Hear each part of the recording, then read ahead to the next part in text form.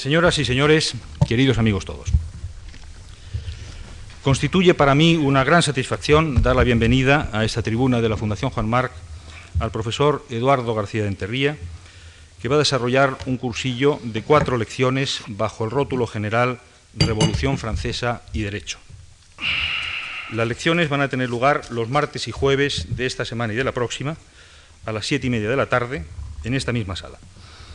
Y en sus conferencias, el profesor García de Enterría va a tratar diversos aspectos del derecho público y del derecho privado, nacidos de la Revolución Francesa, que tan gran influencia han tenido, como todos ustedes saben, en el ordenamiento jurídico español. La autoridad académica y profesional de García de Enterría es verdaderamente excepcional.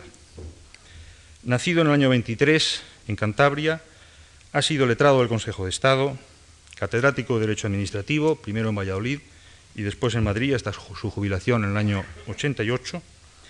Es director de la Revista Española de Derecho Administrativo y de la Revista de Administración Pública, presidente de la Asociación Española para el Estudio del Derecho Europeo, presidente de la Escuela Libre de Derecho y Economía, abogado en ejercicio, fue juez durante 8 años del Tribunal Europeo de Derechos Humanos, es Premio Príncipe de Asturias de Ciencias Sociales, es académico de Jurisprudencia y Legislación, doctor honoris causa por la Sorbona y por otras universidades españolas y latinoamericanas, etcétera, etcétera.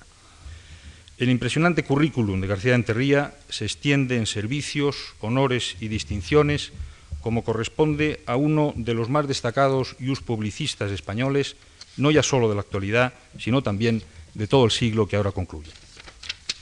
Puedo, en efecto, indicar que la escuela del profesor García de Enterría nutre hoy 3/4 partes de los catedráticos de Derecho Administrativo de las universidades españolas y que sus publicaciones, que se cuentan por muchas docenas, han constituido y siguen constituyendo doctrina de obligada consulta para los juristas españoles desde hace ya más de 30 años. Ante una figura tan relevante del foro y de la universidad como es el profesor García de Enterría, no puedo sino expresarle la gratitud de la Fundación Juan March por las asistencias que generosamente nos ha prestado en el pasado y por esta nueva colaboración de dictar estas lecciones desde nuestra tribuna. Muchas gracias a él y muchas gracias también a todos ustedes por su presencia en esta sala. Muchas gracias.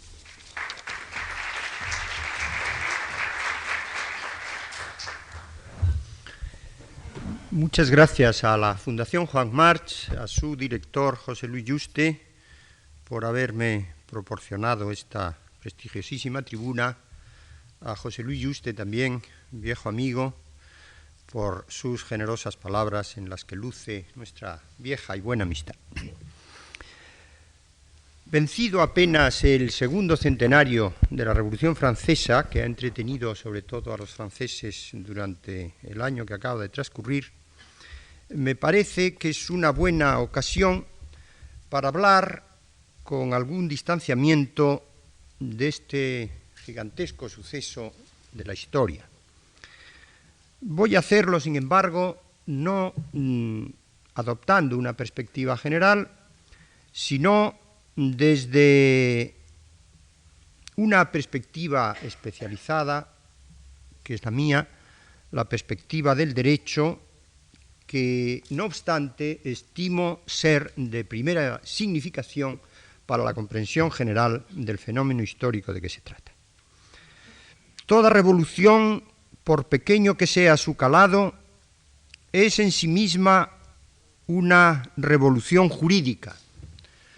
Lo es en cuanto supone desplazar a un grupo gobernante y el grupo que le sustituye busca siempre otra legitimidad. Intenta, por consiguiente, pretende justificar el mando y la obediencia que a su juicio se le debe, operación que es la operación jurídica entre todas. Pero la Revolución Francesa excede a todas las conocidas, hasta entonces, por supuesto, pero me permito decir, y lo podremos comprobar quizá en la última de las 4 lecciones proyectadas, entre todas, excede a todas las revoluciones conocidas en profundidad en este aspecto de presentarse como una revolución jurídica general. pone en cuestión radicalmente toda la estructura política y social de la situación anterior e intenta, tras este corte radical, poner en marcha una dinámica absolutamente nueva que va a determinar un nuevo orden jurídico sobre el cual todavía 200 años después seguimos viviendo. Por ello, repito, sin precedentes será una revolución jurídica general que va a determinar todo un orden jurídico radicalmente nuevo, el llamado monumento jurídico de la Revolución. Desde esta perspectiva, debo decir que la Revolución Francesa justifica el que en ella se signifique el nacimiento de una nueva época histórica. Antes de ella todo será ancien régime, antiguo régimen, término forjado en los calores mismos de los debates revolucionarios y desde entonces perennizado. Lo posterior va a pretender llamarse edad contemporánea, expresión curiosa según la cual el curso del tiempo no desplaza propiamente al pasado, sino que lo confirma y lo actualiza. Debo decir que la impresión de los juristas ante la revolución es justamente esta expresión, edad contemporánea, frente a la que los historiadores tendrán tantas objeciones que formular, a los juristas nos parece perfectamente adecuada. La revolución alumbra de manera inmediata los tres grandes principios que presiden la totalidad de su acción, que son, por el orden de su formulación sucesiva, el principio de soberanía nacional, el de igualdad y el de libertad. En un tiempo increíblemente corto, inverosímilmente breve, apenas 2 meses, del 20 de junio del 1789 al 26 de agosto, sin un programa previo, en el fragor de la lucha con los viejos poderes, va a acertar a formular esta tríada de principios que encierra la totalidad del ideario revolucionario, en una sorprendente concentración, como va a demostrar su sucesivo desarrollo, que continúa hasta hoy mismo. Es sabido, en efecto, que la revolución surge sin un programa preciso. Hay, desde luego, un gran background crítico que se enfrenta a la situación final de la monarquía absoluta y que representa el gran movimiento de la Ilustración, aunque habría que proponer algún matiz en esta afirmación. La Ilustración no es toda contraria a la monarquía absoluta, ni mucho menos. Pero lo que será vano será buscar la anticipación, la premonición, ni siquiera aproximada, de todo lo que la revolución va a hacer. Se va improvisando en una sucesión de iniciativas, de pasiones súbitas, y al final el resultado va a arrojar una extraña coherencia, tanto que se justifica desde aquí la conocida expresión de Hegel de la astucia de la razón, que probablemente, y no soy el primero que lo dice, se articula, se configura como la historia como desarrollo del espíritu, precisamente ante el fenómeno excepcional que la revolución ofrece. No hay tampoco, es bien sabido, detrás de ella un grupo organizado, un partido, como habrá, sin embargo, en la otra gran revolución contemporánea, la de 1917, que planifique, que dirige o que simplemente acierte a vislumbrar el punto de arribada. Y esta improvisación, esta explosión súbita en que aparece, en cierta manera, expresarse una tendencia general de la historia que el curso ulterior va a demostrar, va a manifestarse en la aparición inmediata de estos tres principios. Voy a empezar ya sin más preámbulo en el estudio de cada uno de ellos. El primero de ellos para recoger la terminología propia de la época, el de soberanía nacional. Recordemos que el 8 de agosto de 1788 el rey Luis XVI convoca a los Estados Generales de Francia, que no habían sido reunidos desde 1614. Desde esa fecha hasta el final del año 88 va a desarrollarse un debate capital sobre la formación de estos Estados Generales y en particular sobre la formación del tercer Estado. Eran tres brazos en la terminología tradicional castellana: el brazo noble, la nobleza, el brazo eclesiástico, el clero, y el tercer Estado o Estado llano en la terminología castellana. El tercer Estado, desde el primer momento, se opone a una convocatoria por brazos y a un voto por cabezas. El argumento es muy simple: el tercer Estado representa el 96% de la población francesa y un voto por brazos, según toda la tradición de la representación estamental, hubiese significado asignarle simplemente un tercio de los votos. El 27 de diciembre de 1988, a propuesta de Necker, el gran ministro suizo que preside estos primeros tiempos revolucionarios, el rey va a ofrecer una fórmula aparentemente ingeniosa: duplicar la representación del tercer Estado. Es decir, el tercer Estado tendrá tantos representantes como los otros dos juntos. Sobre esta base tienen lugar las elecciones de los diputados de los Estados Generales en febrero de 1789. El tercer Estado será un sistema de elección indirecta por grados sucesivos. El tercer Estado, concretamente, a través de las parroquias rurales, en las ciudades por gremios o corporaciones industriales, más un porcentaje para la población no integrada en estas organizaciones. En París, concretamente, es por barrios. Y al final, tras, una serie de incidencias que no interesan a nuestros efectos, aparecen 1.200 diputados, no llegan, por unos 1.170, de los cuales corresponden 300 a cada uno de los dos brazos privilegiados, el clero y la nobleza, y 600 al tercer Estado.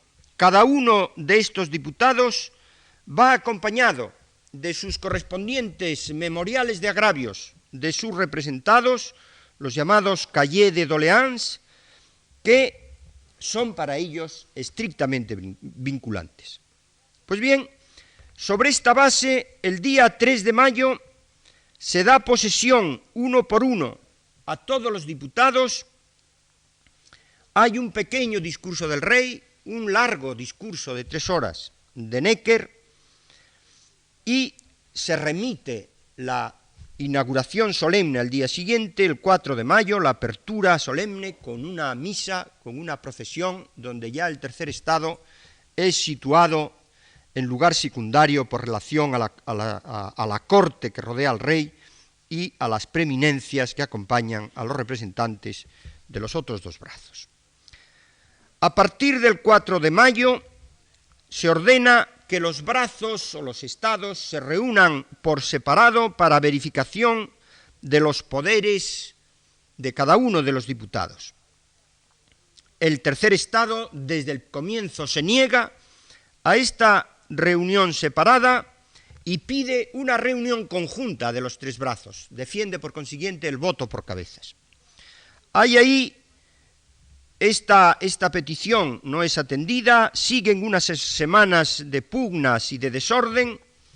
Finalmente, el 10 de junio, el tercer Estado invita a los otros dos a que se reúna con él por entender que es él el verdadero representante de la nación. Algún clérigo sigue esta invitación, no el alto clero y no todavía la nobleza. Finalmente, el 17 de junio, bajo una proposición de Sieyès, hombre clave en todo este movimiento, como inmediatamente diremos, el tercer estado decide cambiarse su nombre y designarse a partir de ese momento como Asamblea Nacional. A esto hay un nuevo acceso de clérigos, no de todos. Unos días después, el 20 de junio concretamente, cuando la Asamblea Nacional, antiguo tercer estado, va a reunirse, se encuentra el salón de sus reuniones cerrados con el pretexto de unas obras. Ellos no creen en la realidad de esta razón y deciden reunirse en un local próximo, el juego de pelota, el jeu de paume, donde formulan un famoso juramento que puede entenderse que es el origen formal de la revolución. Este juramento es juramento solemne de no separarse jamás y de reunirse en cualquier sitio en que las circunstancias lo exijan hasta que la constitución del reino sea establecida y afirmada sobre fundamentos sólidos. Ante esta actitud, que es la primera actitud de rebeldía, podemos decir, y de autoafirmación, de titularidad de un poder propio, el 24, esto fue el día 20 de junio, 4 días después prácticamente se les incorpora la totalidad del clero, y el día 25 una buena parte de los nobles, llevando en su cabeza nada menos que el duque de Orleans, de la Casa Real, heredero de un hermano de Luis XIV, padre de quien luego iba a ser Luis Felipe de Borbón, rey de Francia a partir de 1830. El rey ha desautorizado de manera formal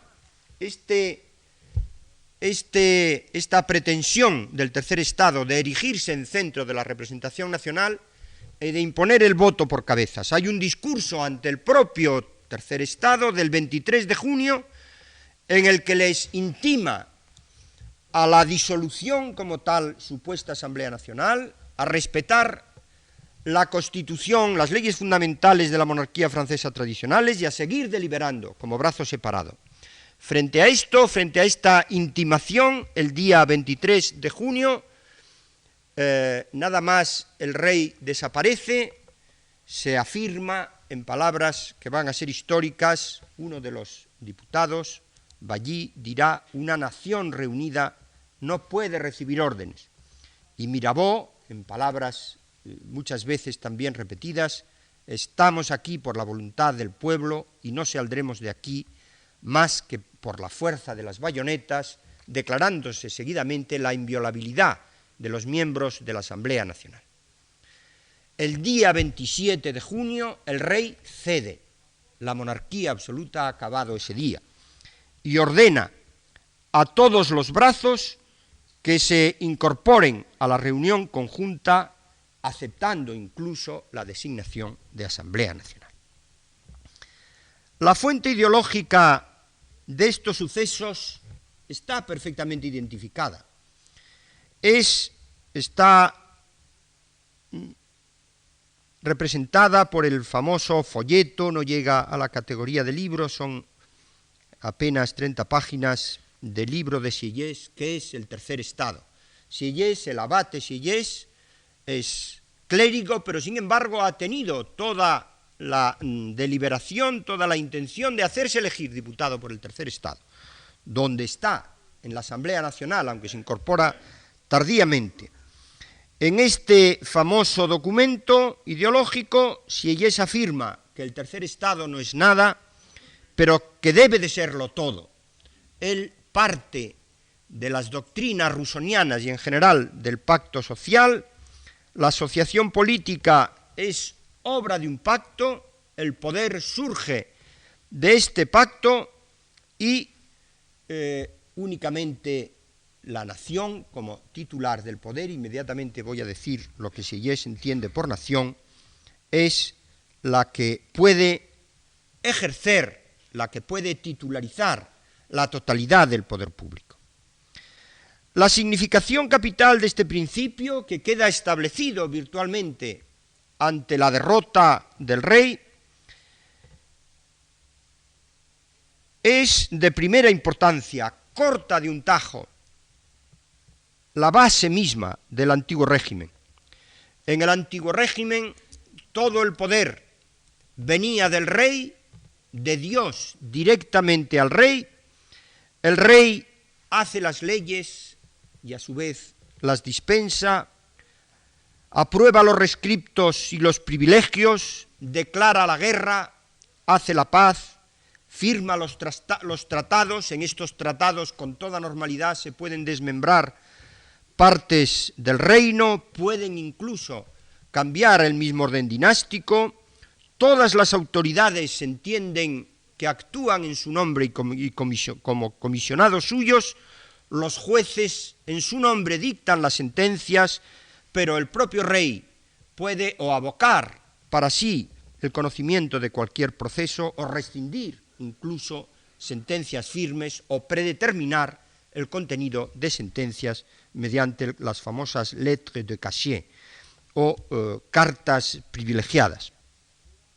El propio rey no está vinculado por el ordenamiento que él crea, legibus solutus est, lo cual subraya el carácter instrumental de estas leyes.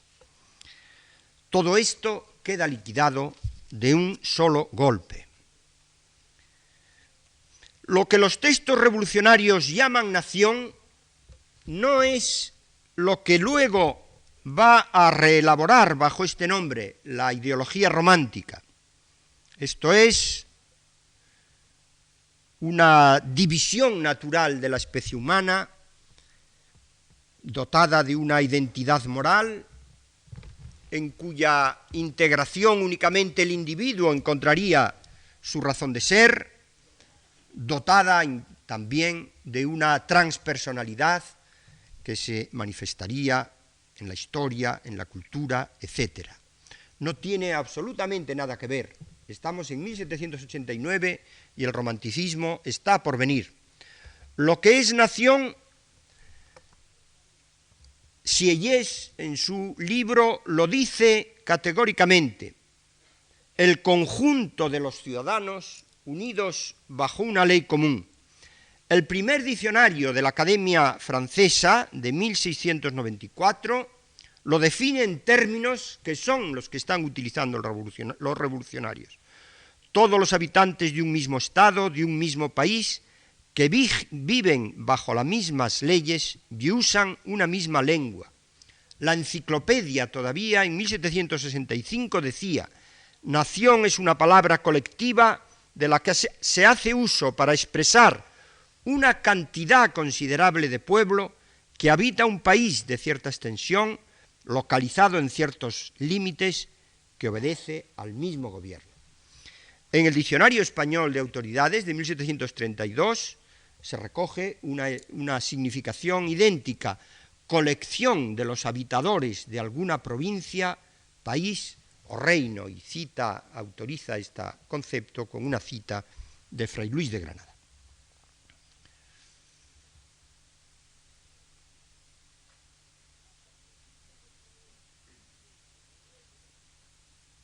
La transferencia del poder, por consiguiente, del rey a la nación es la operación capital de la revolución. Transfiere el centro del poder, la totalidad del poder, desde un rey que lo ostentaba por derecho divino a una asamblea representativa única que asume la plenitud de los poderes. Luego vendrán la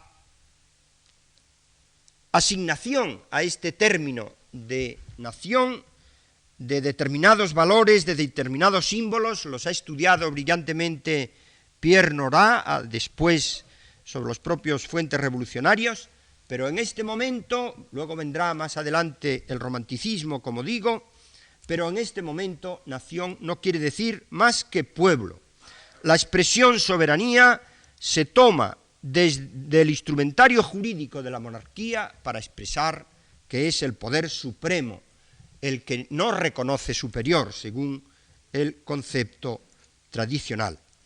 Sieyès dirá: la nación existe antes que todo, es el origen de todo, su voluntad es siempre legal, es la ley misma. Y esto pasará a la Constitución de 1791, cuyo artículo primero del título tercero sobre los poderes públicos, no tiene numeración correlativa, dirá: la soberanía es una, indivisible, inalienable e imprescriptible. Pertenece a la nación. Ninguna sección del pueblo ni ningún individuo pueden atribuirse su ejercicio. Empieza aquí ahora el problema de la representación de ese poder de la nación. Problema que durará 100 años en la historia francesa y al que nos referiremos, el problema de la representación política, en alguna de las lecciones posteriores. Soberanía nacional quiere decir, por de pronto, poder constituyente.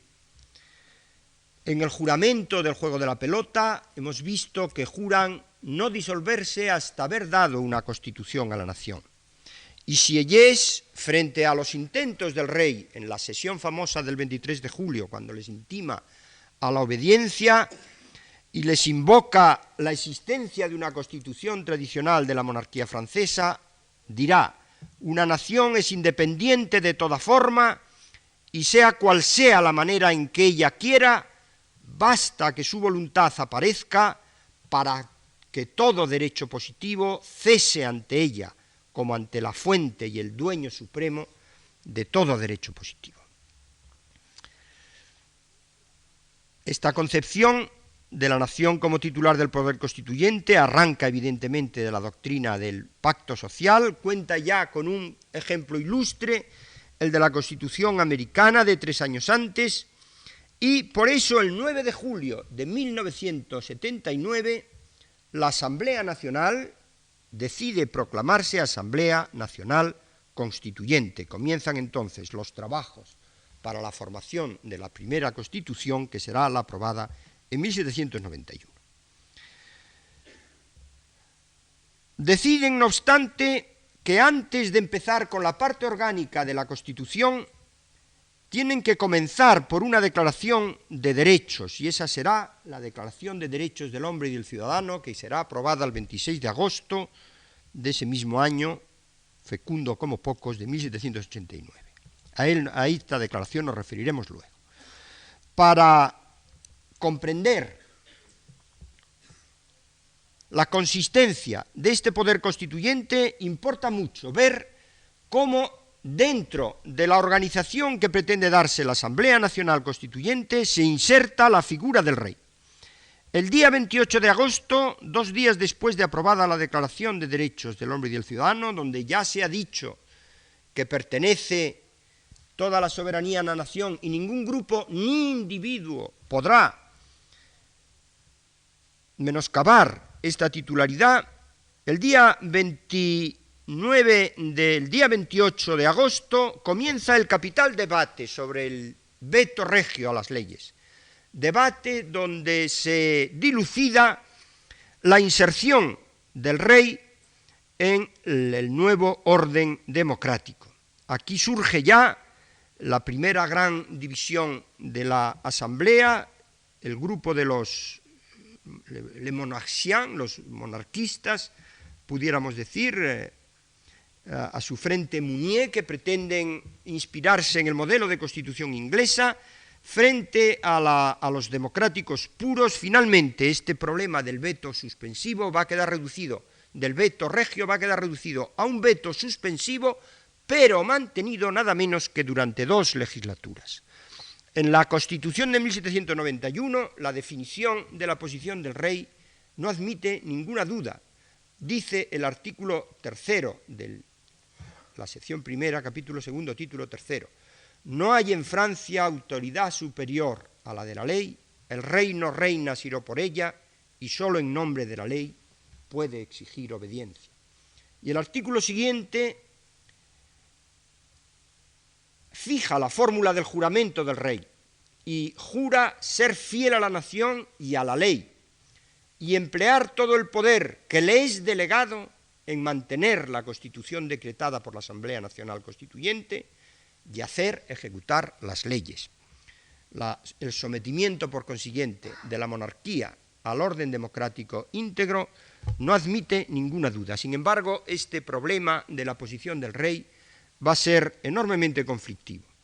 Un mes antes de aprobada la Constitución,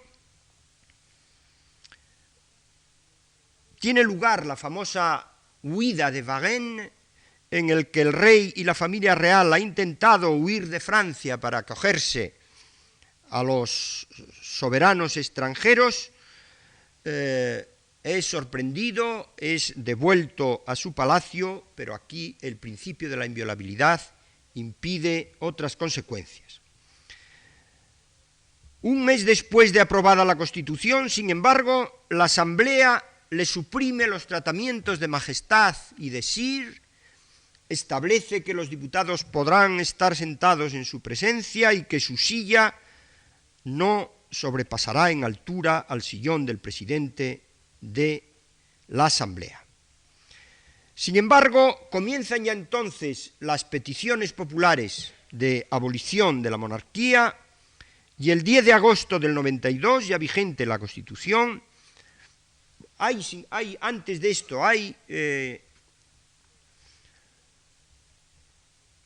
acuerdos de la Asamblea contrarios a vetos reales, por ejemplo, la celebración de la fiesta del 14 de julio, que es la fiesta de la Federación, hoy es la fiesta nacional francesa que simboliza la Revolución, entonces se llamaba la fiesta de la Federación. Hay un veto real sobre el cual pasan y la fiesta tiene lugar. El 10 de agosto del 92 hay una suspensión temporal del rey como consecuencia de un conjunto de revueltas populares, a su vez motivadas por una serie de derrotas exteriores que el pueblo imputa a la complicidad con los monarcas extranjeros del rey. Viene la convención que en la primera de sus sesiones, el 21 de septiembre de 1792, declara abolida la monarquía y declara el año primero de la República Francesa. 2 meses después de esta abolición aparece el famoso armario de hierro con la correspondencia del rey con los soberanos extranjeros, el 3 de diciembre, donde parece resultar claramente su petición de ayuda contra los poderes constituidos. El 3 de diciembre Robespierre pide su muerte. El 6 de diciembre la convención ya acuerda el procedimiento a seguir. Del 11 de diciembre al 7 de enero tiene lugar la comparecencia del rey ante la convención y finalmente vienen los votos de este juicio. El primero de los votos se le declara culpable de conspirar contra la nación por 707 votos contra 0. El segundo voto, si se le impone o no la pena de muerte, 36 horas de debate en que gana la pena de muerte por un voto solo de diferencia, 361 contra 360. Hay un tercer voto en el que se pide la suspensión de la pena, que es también desestimado por 380 votos contra 320, y finalmente el rey es guillotinado el 21 de enero de 1893 en el centro de París. El símbolo del antiguo poder ha sido radicalmente liquidado. Lanzando la cabeza del rey como desafío a la contrarrevolución, se prohibía voluntariamente toda marcha atrás. Son palabras de un historiador de la época. Marat dirá: ya no hay medio alguno de retroceder. Labbas, otro de los regicidas: henos aquí lanzados, los caminos cortados detrás de nosotros, es preciso seguir avanzando, guste o no, y es ahora cuando sobre todo se puede decir vivir libre o muerte. La soberanía nacional queda entronizada como único poder, sin límite ninguno, y comienza por consiguiente sobre esta dialéctica la marcha de la revolución. Pero además de poder constituyente, la nación va a ser también poder constituido. De la división de poderes, a que aludiremos en alguna de las conferencias ulteriores, La Asamblea va a reservarse el poder legislativo, que es el poder que ejerce supremacía sobre los otros dos, y va a establecer como instrumento propio de gobierno la ley, el gran instrumento jurídico de la revolución, del orden jurídico revolucionario, como veremos al término de esta conferencia y en las dos conferencias siguientes, base de toda la construcción jurídica revolucionaria. Todo poder tendrá que ser un poder legal. El segundo de los grandes principios es el principio de la igualdad. El antiguo régimen desde la Edad Media nos ofrecía la imagen de una sociedad constituida por un agregado de múltiples estatus jurídicos, estamentos diversos, corporaciones, oficios, provincias, villas. El derecho se nos aparece, es una expresión de Max Weber, no como hoy estamos acostumbrados a verlo precisamente tras la Revolución Francesa, como una norma escrita común, sino como un haz de privilegios. Cada uno de estos grupos tiene su derecho singular. La monarquía se justifica como el vértice, que es el único capaz de reducir a unidad la multiplicidad de situaciones que este pluralismo jurídico significa. El fin primario del rey es justamente mantener los iura quaesita, los derechos adquiridos de este enorme compositum. El fin primario de la monarquía o del Estado es, pues, un fin judicial, mantener a cada uno en su derecho, mantener de esta manera el orden tradicional, que es además un orden tradicional hereditario. Todos los teóricos de la monarquía absoluta, desde Bodino, insisten en este punto. Tocqueville notará, no obstante, que el gobierno judicial va dejando pasos paulatinamente a un gobierno administrativo. La guerra, que es de esencia de la monarquía absoluta, dice Tocqueville, va exigiendo cada vez mayores recursos. Las intendencias que se sitúan en el territorio, inicialmente con una finalidad recaudatoria, van a pasar a ser inmediatamente agentes administrativos, a promover el bienestar de la población y las obras públicas. El mercantilismo como doctrina económica coadyuva a esta misma tendencia, justifica, promueve la impulsión del comercio, la creación de factorías, el desarrollo, la prosperidad. En vez de preservar el orden tradicional, la administración, la monarquía, va a intentar, más bien, convirtiéndose en administración, esencialmente, una transformación de esta sociedad. Francia, dice Tocqueville, es el país más avanzado en toda Europa en este proceso de administrativización que confluye en una centralización, la cual a su vez postula una igualación de condiciones. Este par de conceptos, centralización, igualdad, es capital para comprender la interpretación de Tocqueville. Tocqueville afirma que a fines del 18 la igualación es ya un hecho prácticamente general en Francia, sobre el cual sobrenadan apenas una serie de restos de privilegios y de desigualdades que resultan especialmente odiosas, precisamente porque no tienen función positiva alguna. Tocqueville dice, estoy refiriéndome a su gran libro El antiguo régimen y la revolución: los nobles franceses conservaron los privilegios que producen dinero y abandonaron los que otorgan poder. Conservaron así de la desigualdad la que hiere y no la que sirve. Molestaban y empobrecían el pueblo y no le gobernaban. Parecían en medio de él como extranjeros favorecidos por el príncipe, más que como guías o jefes. No teniendo nada que dar, no se atraían los corazones por la esperanza. No pudiendo tomarles dinero más que en una cierta medida fijada invariablemente de manera anticipada, hacían nacer el odio y no excitaban el temor. Cuando se ha abandonado la realidad del poder, es jugar un juego peligroso, querer mantener las apariencias.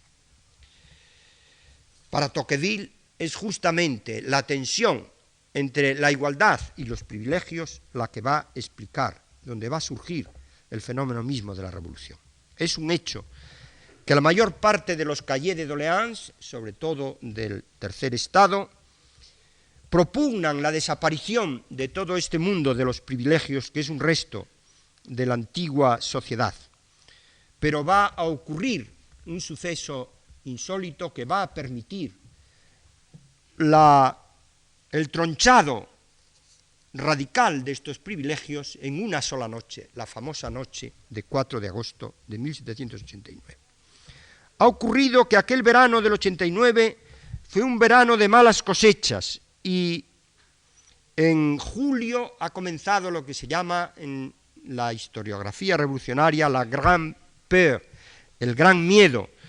Los campesinos incendian las cosechas, matan a los recaudadores de los derechos feudales, incendian los castillos de los nobles, y el 3 de agosto esta inquietud de la Grande Peur llega a la asamblea, que acuerdan que sea tratado al día siguiente. El día siguiente, 4 de agosto, no empieza el debate sobre el tema hasta la noche, y inician la sesión dos nobles, el vizconde de Noailles y el duque de Guillón.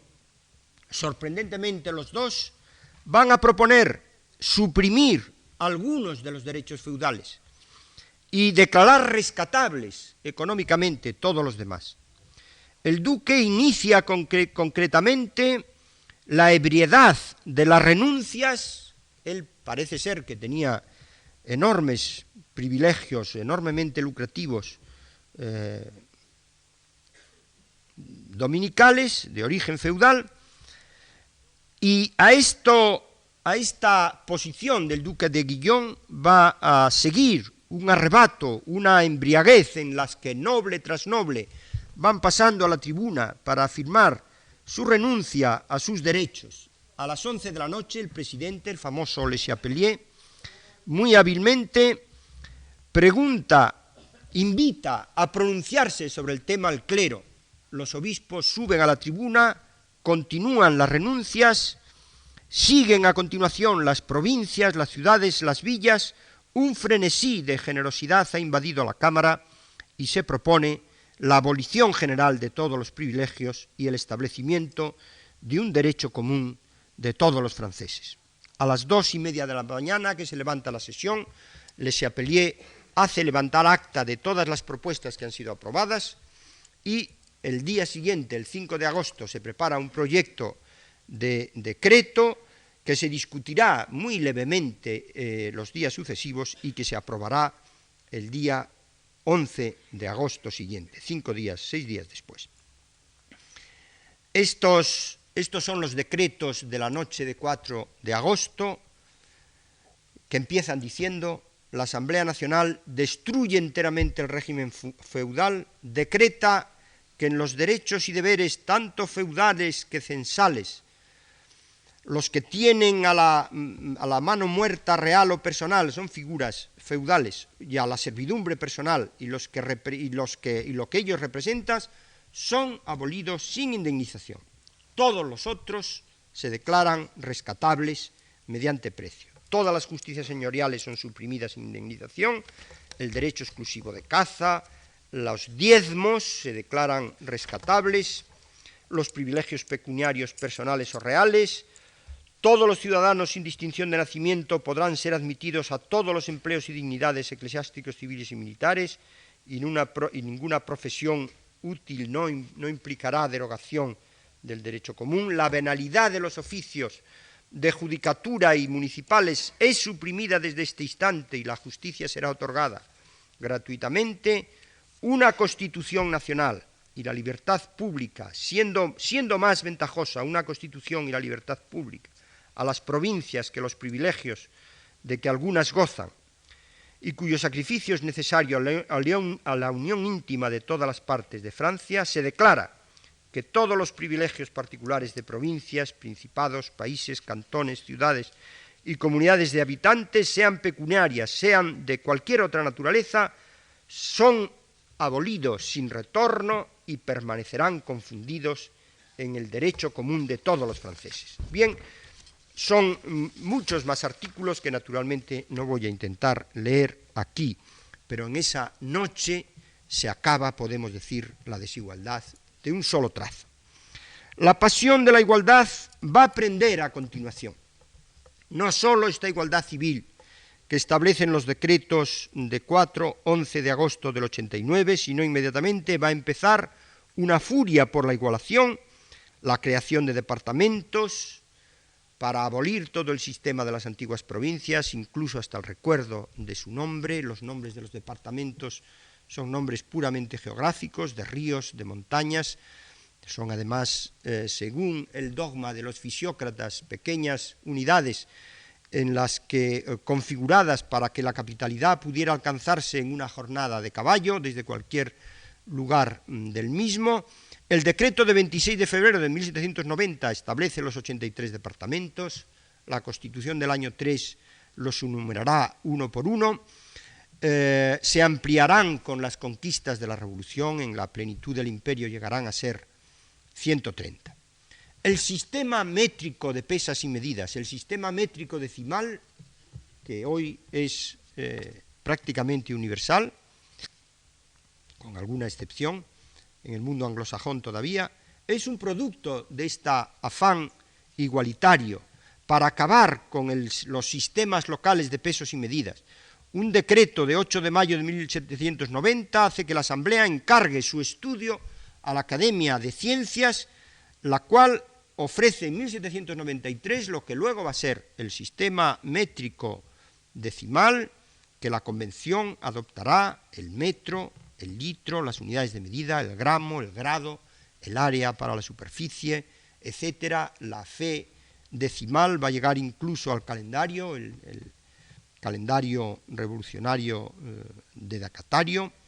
La centralización, no me resisto a leerles un texto precioso de Cormenin que da, voy a leer muy reducido, que expresa la pasión de la igualdad. Dice él, una sola noche, la noche del 4 de agosto del 89, extinguió el último rayo de la nobleza. Las superioridades del nacimiento se rebajaron y la sociedad quedó nivelada como el suelo. La división de Francia en 86 departamentos borró las demarcaciones de las provincias, cortó los ríos, abrió las montañas, rompió las barreras de los caminos, los peajes de los puentes y las aduanas interiores. Se abatieron los castillos, se vendieron los feudos. No se tiró en adelante más que una sola moneda de la prensa de los asignados. Se hizo en la igualdad la partición de los bienes comunales. Se hizo en la igualdad las sucesiones civiles. Se hizo la igualdad en los registros del Estado civil. Se hizo en la elección de los alcaldes, de los oficiales, de los jueces, de los diputados. Se hizo en el impuesto. La contribución personal se estableció por cabezas, la contribución mobiliaria por casas, la contribución inmobiliaria por superficies. Los antiguos parlamentos se derrumbaron y arrastraron en su caída a todos los tribunales especializados, el Tribunal de Ayudas, la jurisdicción del almirantazgo, del mariscalazgo, de los echevinos, los consulados, los tesoreros de la Francia. No hay ya más consejos de partes, consejos de gastos, consejos de finanzas, ni gran consejo. No hay más que consejo de ministros. No hubo ya más países de elección ni países de Estado. No hubo más que administraciones de cantón, de distrito y de departamento. No hubo más guardias de corps, guardia francesa, guardias de la puerta, de caballería ligera, mosqueteros negros y grises. No hubo más que un ejército. No hubo más Normandía, Languedoc, Picardía, Bretaña, Auvergne, Borgoña, Champaña, Lorena, Vivarais y Rosillón. No hubo más que una Francia, etcétera. Él va recordando en esto que son unos famosos artículos que, por cierto, están traducidos al castellano muy jugosamente, más de lo que yo he hecho sobre el texto francés en 1843, y que Cormenin recoge como introducción a la edición de 1840 de su droit administrativo. La Constitución de 1791 va a recoger en una famosa sucesión de Nice cuál es la situación tras este gigantesco proceso igualitario. La Asamblea Nacional dice en su preámbulo: queriendo establecer la Constitución francesa sobre los principios que viene de reconocer y de declarar, es la Declaración de Derechos, abole irrevocablemente las instituciones que herían la libertad y la igualdad de los derechos. Aquí viene.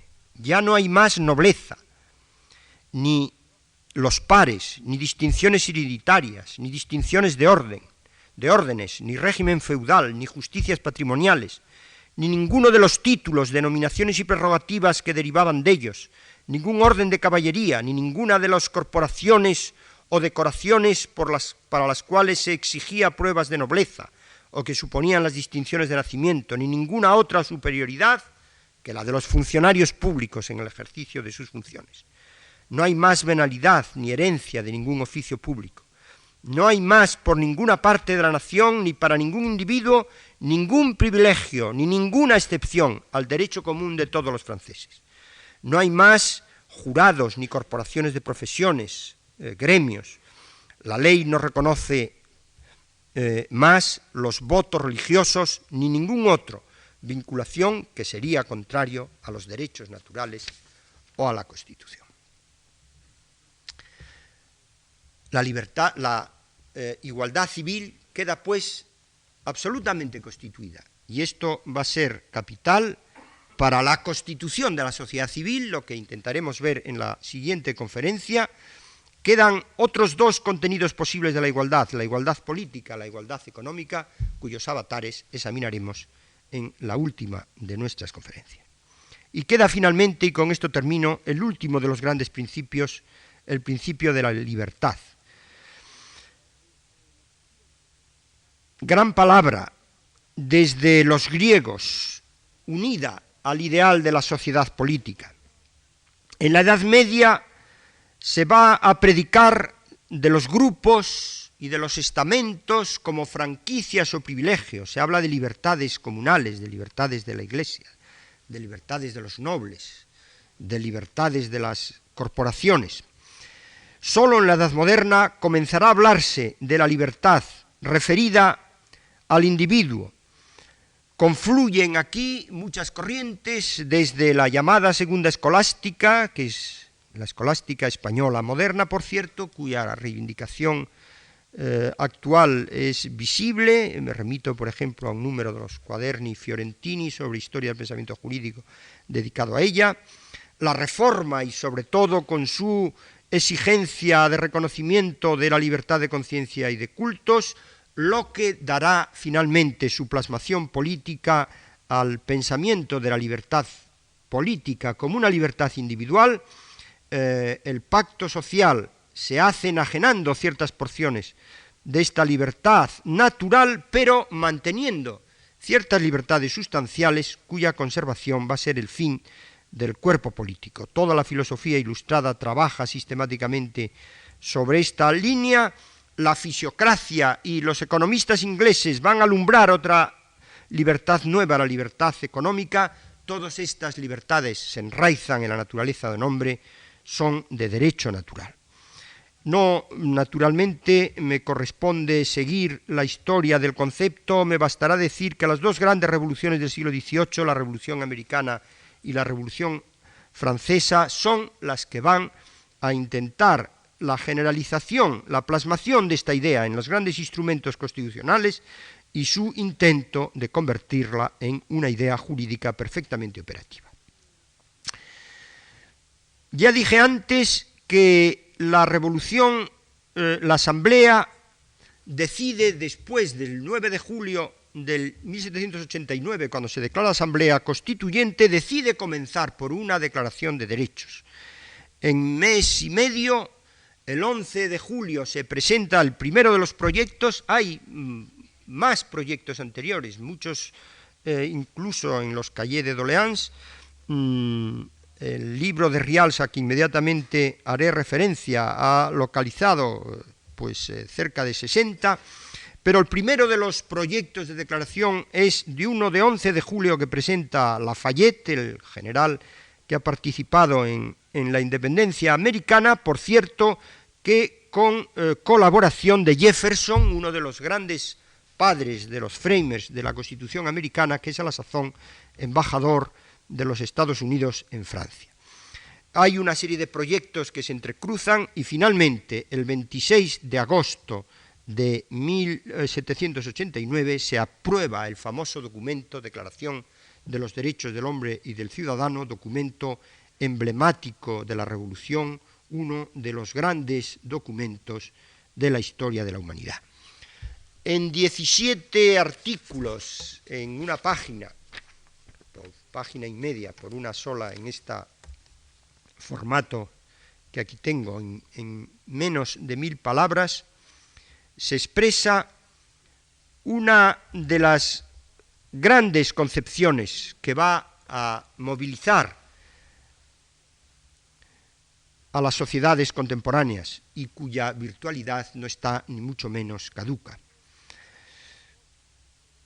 En 1900, dos profesores abrirán una famosa polémica, George Jelinek y Boudmy, sobre la originalidad del documento francés. Jelinek parece llevar la mejor parte en la polémica, afirma la procedencia americana del documento, sobre todo en base a la Declaración de Virginia de 1776, ofrece un cuadro sinóptico a doble columna que parece absolutamente concluyente. Boudmy, sin embargo, defiende el origen europeo, no digamos francés, porque fundamentalmente se apoya en Rousseau. La polémica parece aparentemente haber sido ganada por el autor alemán, pero recientemente en uno de los excelentes libros que están apareciendo con ocasión del bicentenario, el de Stéphane Rials, sobre la Declaración de Derechos del Hombre y del Ciudadano, reinterpreta la polémica en condiciones que me parecen difícilmente rebatibles. Primero, afirma la procedencia común de las dos declaraciones americana, o de las dos fuentes de declaraciones, la americana y la francesa, en Locke y en el lockenismo.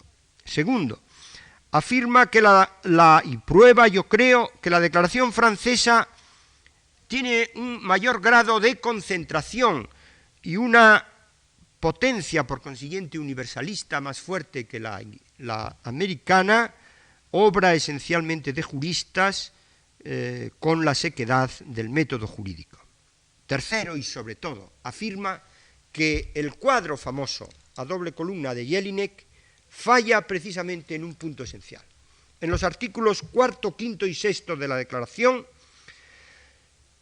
donde introduce en la dialéctica de la libertad el papel de la ley. El artículo 4 dice: la libertad consiste a poder hacer todo lo que no perjudica a otro. Estos límites no pueden estar determinados más que por la ley. Absolutamente nada parecido en las declaraciones americanas. El artículo 5. La ley no tiene el derecho de prohibir más que las acciones perjudiciales a la sociedad. Todo lo que no es defendido por la ley no puede ser impedido y nadie puede ser obligado a hacer lo que ella no ordena. Principio general, articulación de ley y libertad, que tampoco aparece en ninguno de los textos americanos. Finalmente, artículo 6. La ley es la expresión de la voluntad general. Todos los ciudadanos tienen derecho a concurrir personalmente o por sus representantes a su formación. Debe ser la misma para todos, bien proteja, bien castigue.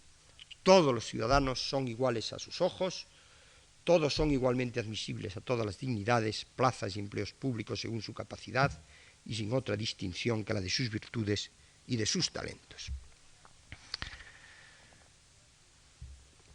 Y aquí termino. Todos los tres grandes principios que he tratado de resumir,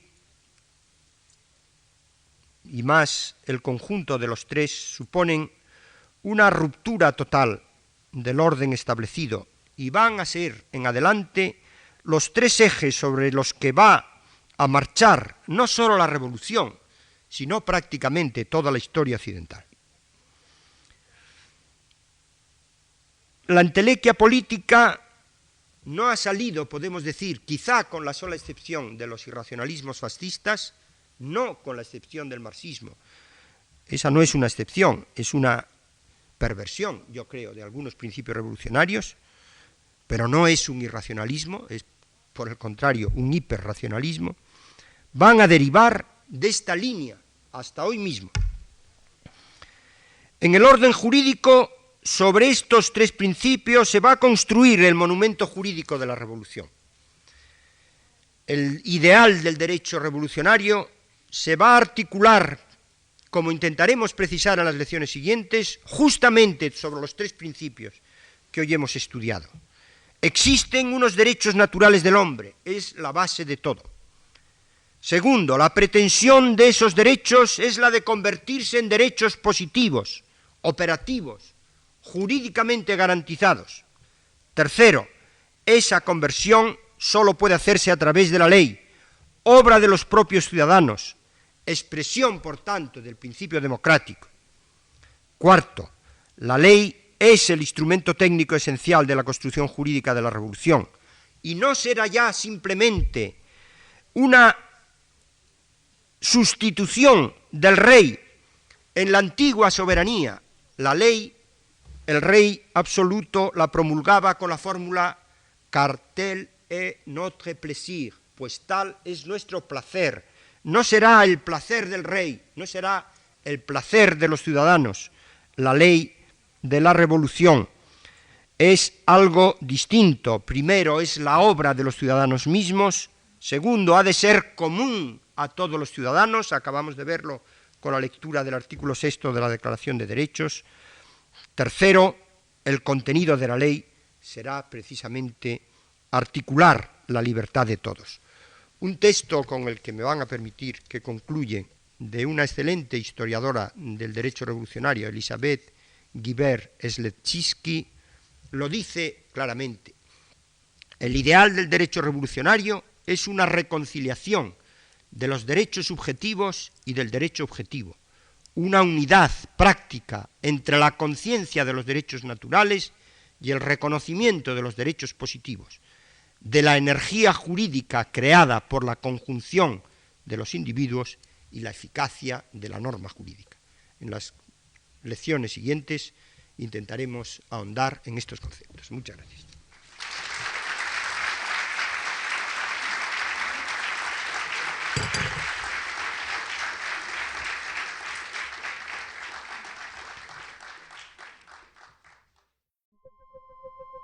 Estás escuchando las conferencias de la Fundación Juan Marc.